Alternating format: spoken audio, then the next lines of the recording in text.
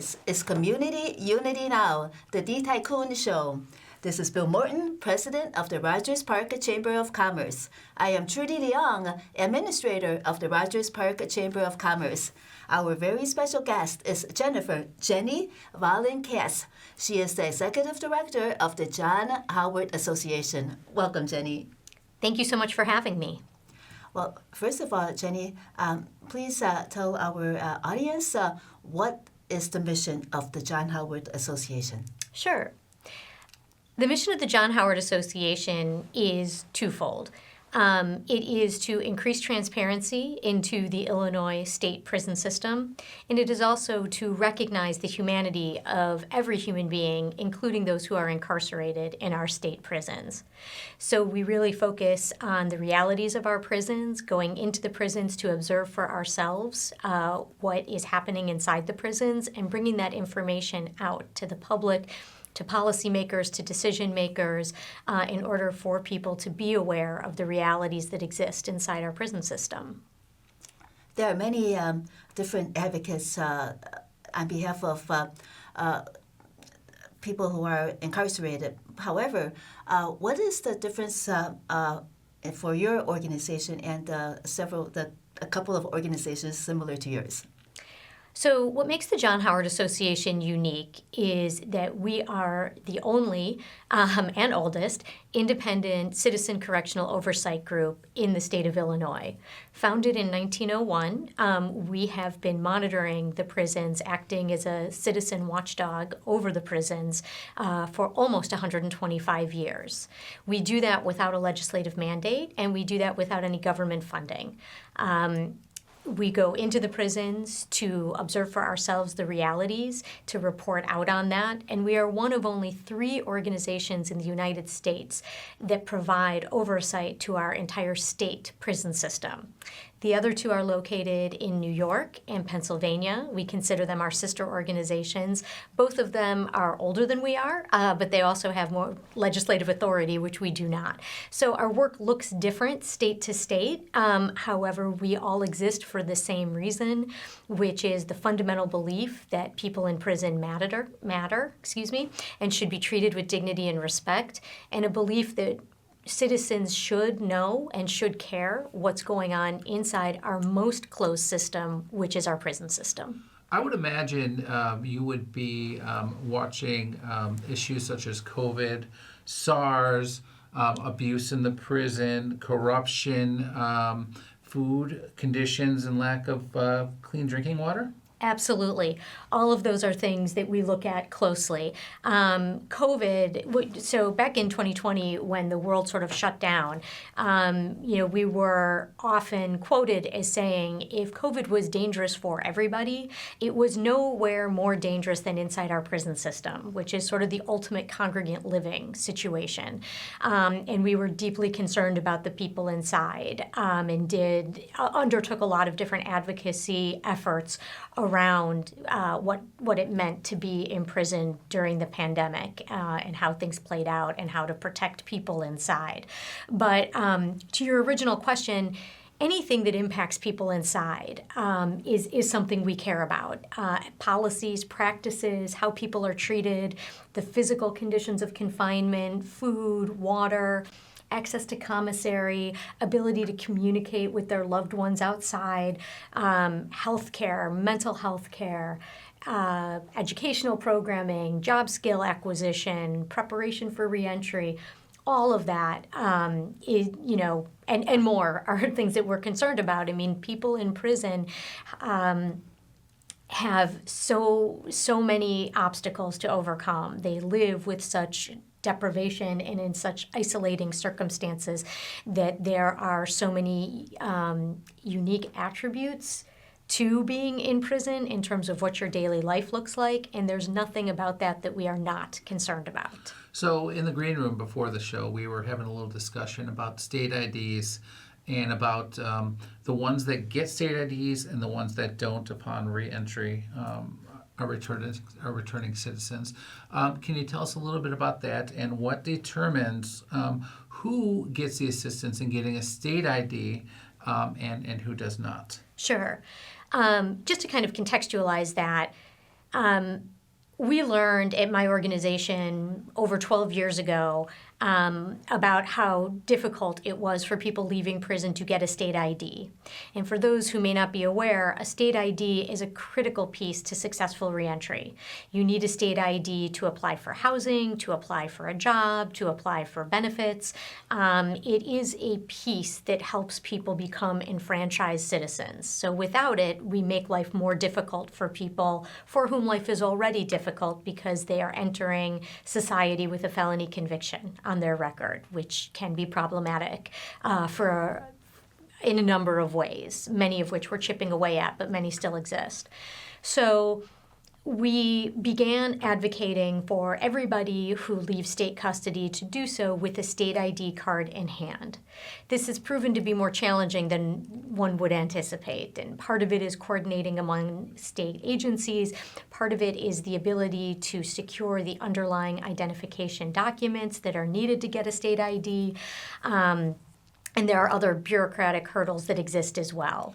About 5 years ago, the state of Illinois, the Department of Corrections began a pilot, and people started receiving state IDs as they left custody. What really seems to determine who gets one and who doesn't, it's a variety of factors. Number one, it's knowing when that person is going to leave prison with certainty, meaning that there isn't a recalculation of their sentence based on good time credits or opportunities to leave a little bit early, so that there is still enough time for all the paperwork to be done so they can leave with the state ID. It seems to vary facility by facility. Some facilities are better at doing this than others. Beyond that, I don't have a list of criteria. It seems to be, frankly, fairly random and has a lot to do with opportunity and access, as opposed to anything that qualifies or disqualifies someone from getting a state ID. I mean, everybody should be getting it. It's just that the program hasn't been scaled yet so that it impacts as many people as is possible as they leave IDOC. And I would imagine that the Illinois Department of Corrections and the Illinois Secretary of State have a lot to do with that, obviously. Are you working with these two organizations? Do they work together? I would imagine they don't take much initiative to help our returning citizens get a state ID. Well, they do now. That's the good news. They did not. It took a long time and a lot of conversations. And the Lieutenant Governor's office got involved in the conversation 5 or 6 years ago, and that was really a turning point in terms of bringing the state agencies together and finding a way to work together and find a path forward so people could get a state ID. And it was one of the things we kept pointing out to government stakeholders, was that in other jurisdictions we saw where different state agencies were able to work together to get state IDs. So for example, in Ohio, the Department of Corrections would send an email to their Secretary of State's office to say, hey, you know, Joe Smith is leaving our custody on such and such a date. He will need a state ID. Here's his information. And that was good enough for their Secretary of State, and then they would issue the state ID. It took us a long time to be able to make that kind of communication possible in Illinois between our state agencies. But it is happening now. We would just like to see it scaled so that more people are getting their state IDs before they leave custody. In other words, you meant that based on the credits that they might have, that might allow them to leave prison earlier, it's hard to determine on what date they leave and if there's enough time for them to get the state ID before they leave. It's hard to... It can be one complication. Mm-hmm. So in the state of Illinois, over the years, we had really chipped away at opportunities for people to earn earlier release, looking at truth in sentencing and mandatory minimums and things that continue to keep people in prison for far longer than many believe, including the John Howard Association, is necessary or productive. However, in recent years, we've begun kind of chipping away at that and providing more opportunities for people to receive sentencing credits. And a sentencing credit means days off of your sentence. And as the law changes and as this is implemented, it requires that the agency continue to recalculate sentences so that people's good time is being considered, which means they may leave a little bit earlier than originally was anticipated, which is a good thing. It just means it requires better organization so that those people get all of the reentry supports and assistance they need before they leave. Which agency gives out these, determines these credits? By and large, it's the Illinois Department of Corrections. Yeah. And who authorizes the John Howard Association to actually enter the prisons so that they have that access and that entry? Yeah, so the Illinois Department of Corrections grants us our access into the prisons. It is a longstanding relationship, and we appreciate their cooperation and do our best to maintain a relationship of mutual respect. Our goal is not to be in there and say gotcha or find the, I got you moments. It's really about creating transparency, understanding the issues, being able to educate the public and stakeholders about the actual issues inside prisons.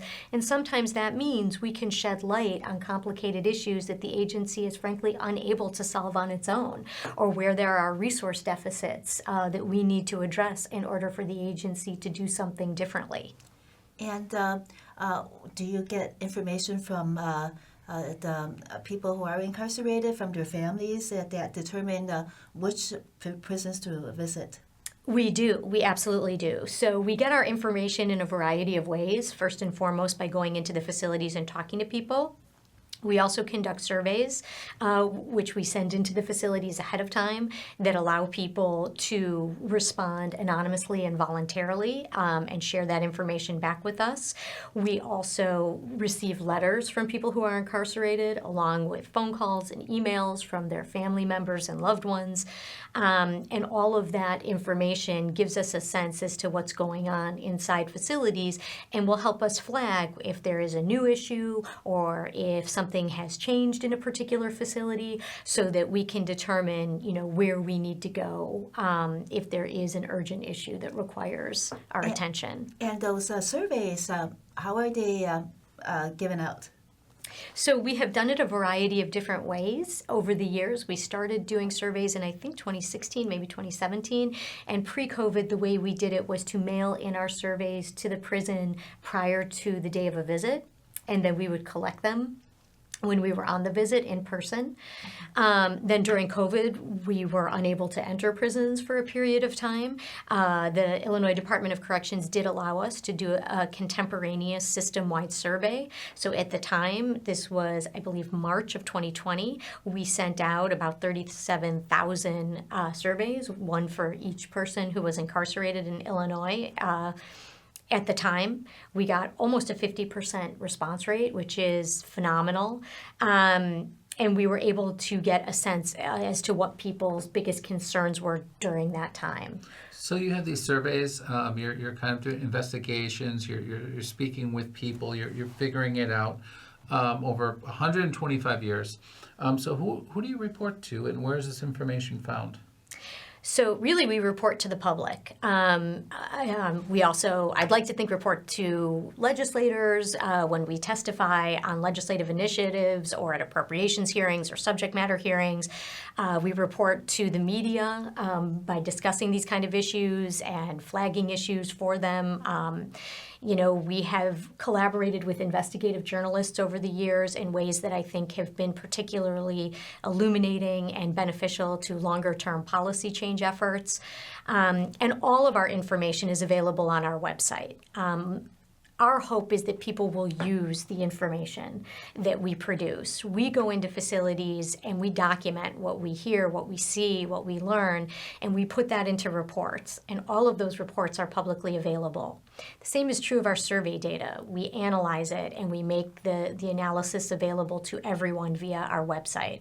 So there is a lot of information available, and we encourage people to check it out and to use the work we have done to further their own advocacy efforts.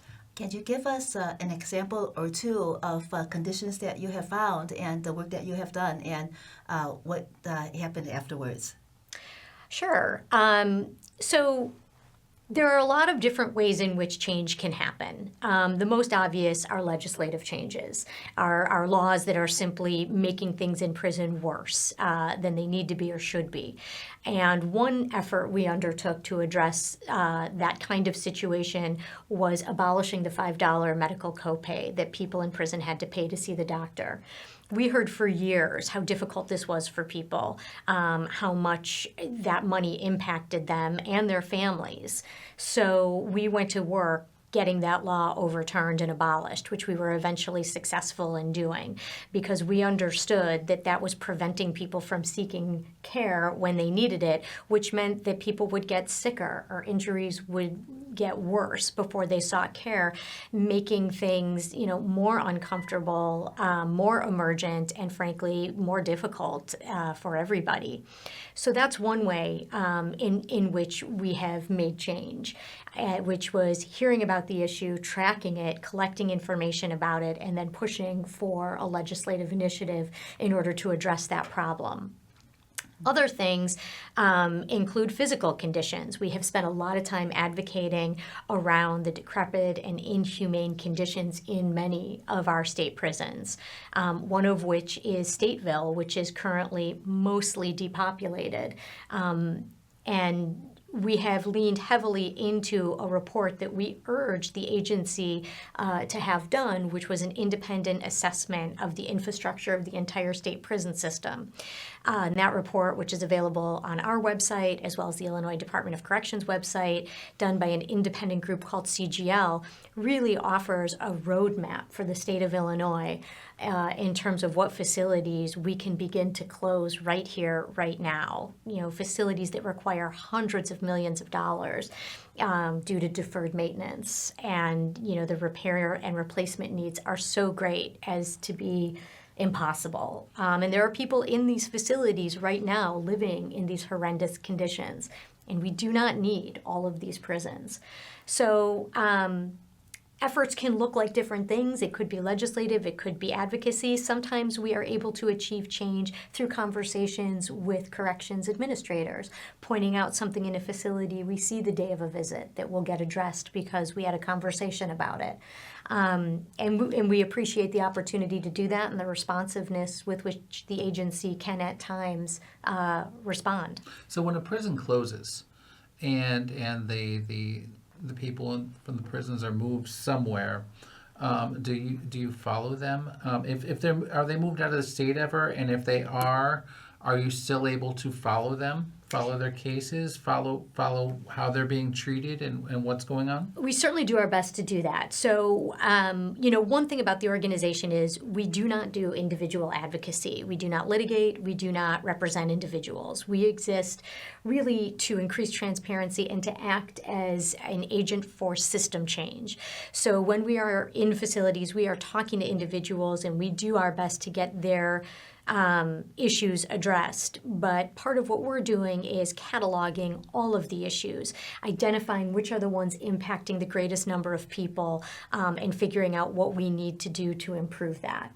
So in a situation where a facility is closing and the people inside of it are going to be moved, we are going to do our best to track people. We're going to ask the agency where people were sent. We're going to reach out to folks and ask them if they will let us know how it's going and what's happening. This fall when people were moved out of Stateville, they did write to us and share with us their concerns, either about the facility they'd been moved to or things like missing property that got lost during the move or that they were separated from. So we definitely do our best to track the impact of movements like that.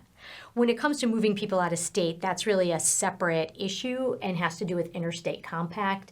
And that's something that is pretty confidential within the Illinois Department of Corrections. So you can look on their, what they call inmate locator, and you can sometimes, if you can't find someone, sometimes that's often a sign that they've been moved out of state, but that's not information that we have access to. We've done interviews with other organizations that are looking out for people in prisons, and they did not have an answer as to what happens when someone is moved out of state due to a prison closing. So, I mean, we are not aware of people being moved out of state for that reason. And particularly right now in the state of Illinois, we have excess capacity in our prisons. So we have a system that is designed conservatively to hold about 43,000 people. And right now we have about 29,000 people in our state prison system. So there is no reason to use facilities outside of Illinois to move people to due to prison closures. The only time that states tend to send their state prisoners to other jurisdictions is because there is a threat or the person, either the person is in danger or poses danger to others in that jurisdiction. And so there is reason to send them elsewhere. And that is something states enter into agreements with each other to do. So, in other words, there's really no need to build a new prison. Since there is enough capacity to house the prison population now in Illinois. That is exactly right. We do not need any new prisons. Now, one thing to think about, though, is the prisons that we do have and the state of disrepair they're in and the inhumane conditions in many of them. So we do not advocate building new facilities. We do not need new prisons. We should become less reliant on incarceration, not more. That said, there is a case to be made for having, if we are going to have facilities, which it appears we will in the state of Illinois for at least some period of time, whether those of us in the field want them or not, whether those facilities are humane, whether they are geographically located in sensible places where there are available community resources to help the people inside. Based on your investigation across the prison system, is there enough room to house the prison population humanely in the spaces that are available now? Yes and no. We certainly could shut many of our prisons. It's the humane. We certainly have room for everybody in our prison system. Not all of the prisons that are still open are humane. Most of them are not, quite frankly. But there are some that stand out as more problematic than others. Those that are older, more decrepit, less safe. And in your 125 years, we've been through a lot of changes. Yeah. In the United States of America, in the county of Cook, in the state of Illinois, with the different administrations, presidential or state's attorney, there are a lot of changes. So with these changes, have you noticed that there have been more issues? Maybe more people in prison, maybe different conditions? So lots of different issues, and certainly criminal justice policy and policies related to prisons are closely related to politics, right? Very rarely is criminal justice policy made proactively. It is almost always responsive, and it is responsive to things that impact politics, quite frankly. So in that regard, yes. Who's in charge, who the policymakers are, the decision makers, hugely impacts who's in prison, how many people are in prison, what our prisons look like, and how they operate. And I think that's true on both the state and federal levels. I'm associated with Northeastern Illinois University, and they have a program, prison neighborhood art program, prison plus neighborhood art program, and they had a cohort at the Stateville, and when Stateville closed, that cohort was dissolved, and they're very concerned about regrouping that cohort so that they could continue the program. Do you have any idea about cohorts like those? How difficult is it to keep that cohort together? Yeah, it is difficult. Let me say I'm familiar with PNAP. They do fantastic work. They're a great group providing invaluable programming to people who are incarcerated, as are many of the other universities and post-secondary educational institutions in the state of Illinois that are providing programming inside our prisons. Stateville happened to have the most post-secondary educational opportunities of any facility in our state. And, Unfortunately, there were tensions in this. On the one hand, by being located close to the city of Chicago, there was more access to more opportunity from an educational programming perspective, which was great. On the other hand, it was one of our most decrepit and unsafe prisons, and the living conditions were an abomination, and frankly, an affront to human dignity. Well, Jennifer Vollen-Katz, we are so happy that you have joined us on Community Unity Now. If our viewers want to learn more about the John Howard Association, where should they go? They should come to our website, www.thejha.org. O-R-G.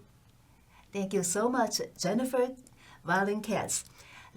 This is Bill Morton, President of the Rogers Park Chamber of Commerce, and I am Trudy Leong, Administrator of the Rogers Park Chamber of Commerce. Thank you so much for joining us on Community Unity Now, the D Tycoon Show, and we will see you again next week.